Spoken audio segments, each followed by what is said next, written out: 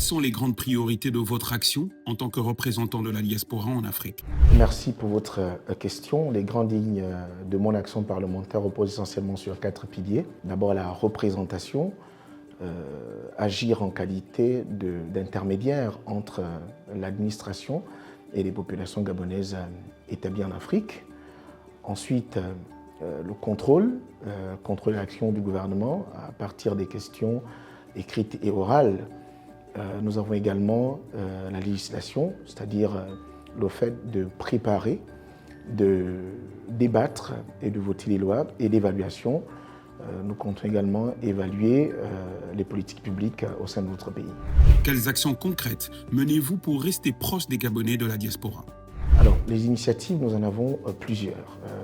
Il faut déjà retenir que la diaspora gabonaise établie en Afrique à 2 portes. La première porte, c'est celle qui rentre dans la diaspora, donc les Gabonais qui vont partir à partir de cette année par exemple, ceux qui sont en classe de terminale et qui souhaitent étudier à l'étranger, et la porte de sortie, donc ceux qui sont dans la diaspora et qui voudraient revenir au Gabon. Pour le cas de la première porte, donc ceux qui sont au Gabon qui veulent partir, il faut considérer que nous avons initié depuis quelques semaines un certain nombre d'actions relatives à la sensibilisation de ces élèves-là, surtout pour les préparer à affronter le monde de la diaspora. Ce n'est pas toujours simple de partir à l'étranger, de quitter sa famille. Donc nous avons initié depuis un certain temps, déjà quelques semaines, des rencontres avec les élèves de terminale, mais pas que, mais aussi avec des élèves qui sont inscrits dans les établissements d'enseignement supérieur, afin de leur parler de la possibilité de devenir entrepreneur, parce que c'est très important.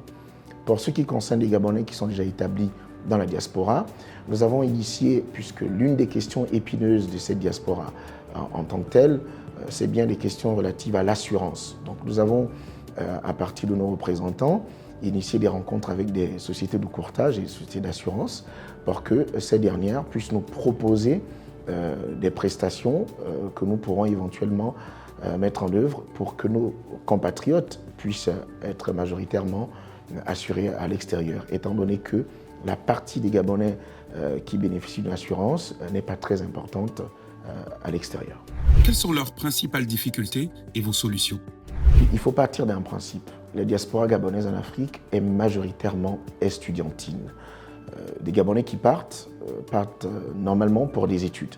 Et très peu de Gabonais s'intéressent à la question entrepreneuriale. Ce qu'il faut déjà comprendre, c'est que si nous voulons que cette diaspora puisse être plus active, puisque c'est la volonté que nous avons, c'est déjà de cerner, comme vous le disiez tantôt, ces difficultés relatives à l'organisation. La diaspora doit davantage être organisée.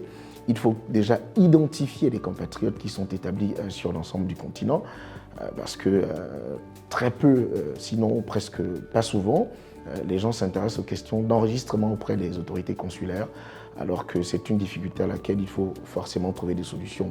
Et par rapport aux solutions que nous proposons, c'est de partir sur une question d'identification des compatriotes, sur l'ensemble des compatriotes. Il est important que lorsque nous partions de notre pays, nous nous enregistrions au sein des autorités diplomatiques pour être identifiés comme étant Gabonais vivant à l'étranger. Et nous avons aussi une difficulté à laquelle je ne pourrais me soustraire, c'est celle de l'obtention des titres de séjour. Quand nous sommes à l'étranger, nous sommes dans un pays frère, il faudrait évidemment que les Gabonais puissent disposer de leur carte de séjour pour que nous puissions retrouver ces dignités restaurées, comme le veut le chef de l'État au sein du Gabon. Comment maintenez-vous le lien et rendez-vous compte de vos actions? Suite à l'étendue de la circonscription, qui est très, très vaste, nous avons subdivisé le travail par petits groupes. Donc, dans chaque pays, nous avons 2 représentants, un représentant 1, un représentant 2 du député.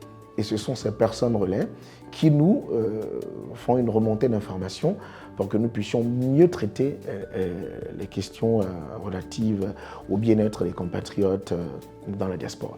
Quel est votre avis sur la limitation des bourses à l'étranger lorsque les formations existent au Gabon? Le fait déjà de limiter les bourses, la conséquence immédiate, c'est justement éviter ou sinon limiter le fait d'envoyer des enfants ou sinon des étudiants à l'étranger. Je pense que c'est une initiative louable parce que nous sommes dans un pays qui est en pleine reconstruction. Nous devons rebâtir le Gabon, un nouveau pays, un pays dans lequel Et nous devons être tous fiers de travailler. Et cette initiative est à encourager parce qu'au Gabon, il y a des établissements d'enseignement supérieur que nous avons eu l'occasion de visiter déjà. Il faut renforcer cette appartenance à notre chère nation et le fait de dire que les gens ne devraient plus trop partir à l'étranger. Je pense que c'est une initiative à saluer, qui est une initiative des plus hautes autorités de notre pays et c'est à encourager. Vous sentez-vous à l'aise dans la mission quotidienne qui est la vôtre?